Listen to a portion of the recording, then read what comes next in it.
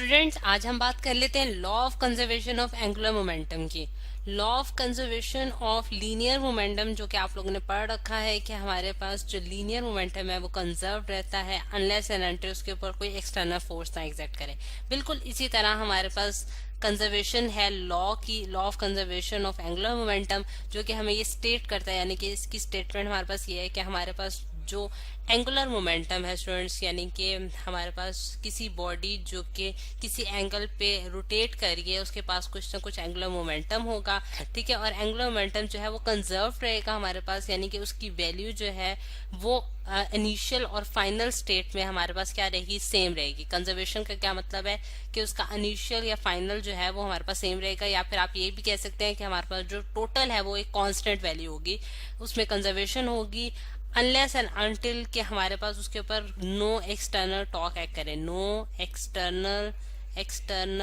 Torque, यानी कि torque जो है, जैसा कि हम जानते हैं कि हमारे पास टर्निंग इफेक्ट ऑफ फोर्स है, यानी कि जब हम फोर्स किसी बॉडी पे एक्ट करे और उसको रोटेट करा दे, यानी कि उसकी उसमें कोई रोटेटरी मोशन एग्जीक्यूट करा दे या फिर उसे किसी एंगल पर टिल्ट कर दे, तो वो हमारे पास क्या कहलाता है, टॉर्क कहलाता है। अगर किसी बॉडी पे कोई external torque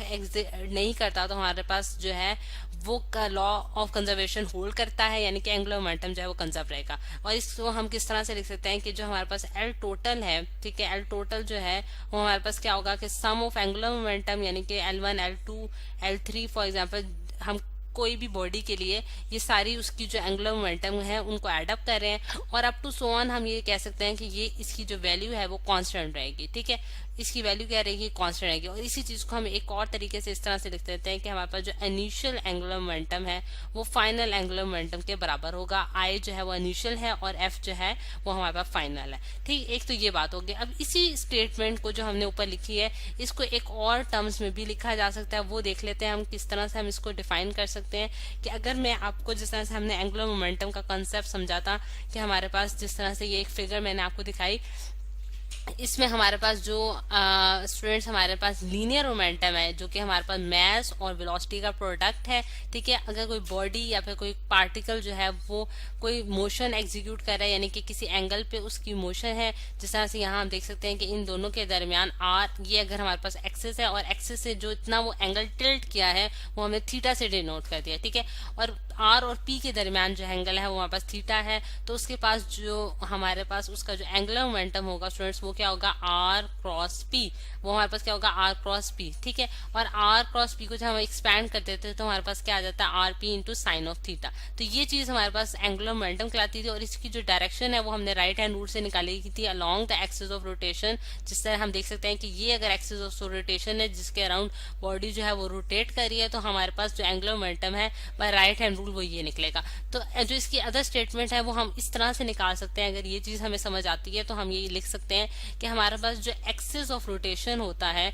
axis of rotation for the angular momentum, यानी कि एंगुलर मोमेंटम की जो एक्सिस ऑफ रोटेशन है वो किसी बॉडी के लिए वो हमारे पास क्या हो जाती है, फिक्स्ड हो जाती है, यानी कि उसमें कोई चेंज नहीं आएगा। ये नहीं होगा कि ये बॉडी जो है रोटेट करके इस एक्सिस के अराउंड किसी और एक्सिस के अराउंड रोटेट करना शुरू हो जाएगी, या जिस तरह से अगर ये जी एक्सिस के अराउंड रोटेशन कर रही है तो ये नहीं होगा कि वो एक्स एक्सिस में चली जाएगी या वाई एक्सिस में चली जाए, बल्कि वो अगर उसमें law conservation of angular momentum hold कर रहा है, यानी कि उसके ऊपर कोई एक्सटर्नल टॉर्क एक्ट नहीं कर रहा, तो हम ये कहेंगे कि उसकी जो एक्सिस ऑफ रोटेशन है वो क्या होगी, फिक्स्ड होगी। वो एक ही एक्सटर्नल एक्सिस के अराउंड जो है वो अपनी रोटेशन एग्जीक्यूट कर रहा होगा। अब हम देखते हैं कि हमारे पास वो कौन से केसेस हैं जिनमें हम यही चीजें जो है वो नोट कर सकते हैं, यानी कि law conservation of angular momentum जो है उसको देख सकते हैं। जिससे ये मैं आपको एक फिगर दिखा रही हूँ स्टूडेंट, जिसमें एक जो हमारे पास एक बंदा है जो जिसने डम्बल्स पकड़े हुए हैं और जिसके जरिए वो अपनी बॉडी को जो है वो आप देख सकते हैं, एक उसने स्ट्रेच पोजीशन रखी हुई है और एक में जो है वो उसने रिलैक्स कर लिया। ठीक है, अगर हम ए फिगर में देखें स्टूडेंट्स के हमारे पास अगर ये उसका सेंटर ऑफ एक्सेस जो कि मैंने उसकी बॉडी के सेंटर पे बनाया, और मैं अगर उसके आर्म्स जो है जब उसने पूरे पूरे अपने खोल दिए हैं, यानी कि उसने अपने आर्म को जो है वो क्या किया है, मतलब कि खोल दिया है, स्ट्रेच किया है। ठीक है, तो हम ये देख सकते हैं कि सेंटर से उस पॉइंट तक का जो हमारे पास डिस्टेंस है वो हमारे पास आर कहलाएगा, और आर डिस्टेंस डिस्टेंस जो है वो इस केस में हमारे पास यहाँ से सेंटर तक से यहाँ यानी कि डम्बेल्स तक क्या है हमारे पास ज्यादा है, ठीक है। और ज्यादा होने की वजह से हमारे पास, क्योंकि एंगुलर मोमेंटम का फॉर्मूला स्टूडेंट्स हमने पढ़ रखा है, वो हमारे पास क्या होता है, एक तो हमने आर क्रॉस पी पढ़ा था, और इसी केस में जब अगर कोई बॉडी सर्कुलर मोशन एग्जीक्यूट कर रही है तो हम ये देखते हैं कि उस केस में हमारे पास क्या होता है, आर इंटू एम वी, और इसी चीज को हमने एक और फॉर्मूला में लिखा था आई ओमेगा, ठीक है। आई ओमेगा जो है वो हमारे पास जिस तरह से यहाँ हम लिख सकते हैं कि v is equal to R omega के जरिए, तो हम यहाँ r इंटू ओमेगा और जो ये हमारे पास I जो होता है वो स्टूडेंट हमारे पास क्या होता है एम आर स्क्वायर, ठीक है। ये m और ये r स्क्वायर, ठीक। तो ये हमारे पास क्या है कहलाता है students moment of inertia. Moment of inertia जो है स्टूडेंट्स वो किसी बॉडी का जो है वो डिपेंड करता है, यानी कि बिल्कुल मतलब कि जिस तरह से मैथ्स हमारे पास लीनियर मोमेंटम के केस में इंपॉर्टेंट है, यानी कि लीनियर बॉडीज के लिए जो बॉडी लीनियर मोशन एग्जीक्यूट कर लिए उनके लिए इंपॉर्टेंट है, इसी तरह मोमेंट ऑफ इनर्शिया जो है वो उन बॉडीज के लिए जो कि रोटेटरी मोशन एग्जीक्यूट कर रही है उनके लिए इंपॉर्टेंट है, ठीक है। इंपॉर्टेंस रखते हैं जिस तरह से मैथ्स इंपॉर्टेंस रखता है। तो ये इसकी डिपेंडेंस किस पे है, आर पे है, यानी कि मोमेंट ऑफ इनर्शिया की डिपेंडेंस किस पे, आर पे है, यानी कि सेंटर से उस पॉइंट तक का जो हमारे पास डिस्टेंस है वो बहुत इंपॉर्टेंट है। जिस तरह से यहाँ तक का जो डिस्टेंस है वो आर बहुत इंपॉर्टेंट है। अगर हमारे पास इस केस में जिस तरह से हम देख रहे हैं कि आर जो है वो इंक्रीज किया हुआ है, तो इसका मतलब है उसके पास मोमेंट ऑफ इनर्शिया जो है वो क्या हो जाएगा, ज्यादा हो जाएगा। यानी कि आई, अगर मैं इनिशियल की बात कर रही हूँ, ए केस जो है I1, वो उसके पास जो मोमेंट ऑफ इनर्शिया जो मतलब उसका जो एंगुलर मोमेंटम है वो I1 इंटू ओमेगा होगा। यानी कि जब हमारे पास I जो है वो इंक्रीज कर जाएगा स्टूडेंट्स, यानी कि I जो है वो हमारे पास इंक्रीज कर गया, तो उसके पास जो एंगुलर मोमेंटम होगा, सॉरी एंगुलर वेलोसिटी जो होगी, जो ओमेगा से हमने ओमेगा 1 से डिनोट कर रहे हैं मैं, ठीक है। ओमेगा 1 जो होगी वो क्या होगी, वो कम हो जाएगी, वो लेस हो जाएगी, और I जो है वो क्या हो जाएगा, ग्रेटर हो जाएगा। I1 हमारे पास क्या हो जाएगा, ग्रेटर हो जाएगा, क्योंकि इस केस में रेडियस जो है वो ज्यादा गया और लॉ कंजर्वेशन हमने होल्ड कराना है, तो इस वजह से वो बॉडी कम रोटेशन करेगी लेकिन उसका जो मोमेंट ऑफ इनर्शिया है वो ज्यादा होगा, ठीक है। और अगर सेकंड बॉडी की बात करें तो सेकंड बॉडी में हम ये देखते हैं कि हमारे पास उस केस में क्या है स्टूडेंट्स के हमारे पास उसने अपने जो आर्म्स हैं उनको क्या कर लिया है, अंदर की तरफ जो है वो फोल्ड कर लिया है। अंदर की जब उसने फोल्ड किया तो आप सेंटर से और डम्बेल्स तक का डिस्टेंस अगर आप नोट करें तो वो बहुत कम है, यानी कि आर की वैल्यू जो है वो बहुत कम होगी, जिससे हमें ये पता चलता है कि आई जो है I2 जिसे मैंने इस बॉडी के लिए I2 है वो हमारे पास क्या कर गया, डिक्रीज कर गया। लेकिन ओमेगा 2 जो है स्टूडेंट्स वो बहुत इंक्रीज कर जाएगा, यानी कि उसकी जो एंगुलर वेलोसिटी है वो बहुत इंक्रीज हो जाएगी और वो बहुत तेजी से रोटेशन जो है वो परफॉर्म करेगा। यानी कि अगर हम L2 की बात करें तो हमारे पास क्या होगा, I2 इंटू ओमेगा 2। इस केस में हमारे पास I2 बहुत कम है और ओमेगा 2 जो है वो बहुत ज्यादा होगा। तो इससे हम देखते हैं कि हमारे पास जो है वो कंजर्वेशन होल्ड करती है, यानी कि यहाँ L1 जो है according to law conservation L1 जो है वो L2 के बराबर आ जाएगा। और वो किस तरह से आ जाएगा कि इस केस में जब एक टर्म इंक्रीज कर रही है तो दूसरी डिक्रीज कर जाएगी, और जब दूसरी डिक्रीज करेगी तो फिर हमारे पास जो सेकंड टर्म है वो इंक्रीज कर जाएगी। यानी कि इस तरह से उसने अपने आप को बैलेंस कर दिया, जिससे हम ये कहते हैं कि हमारे पास जो लॉ है यानी कि कंजर्वेशन जो है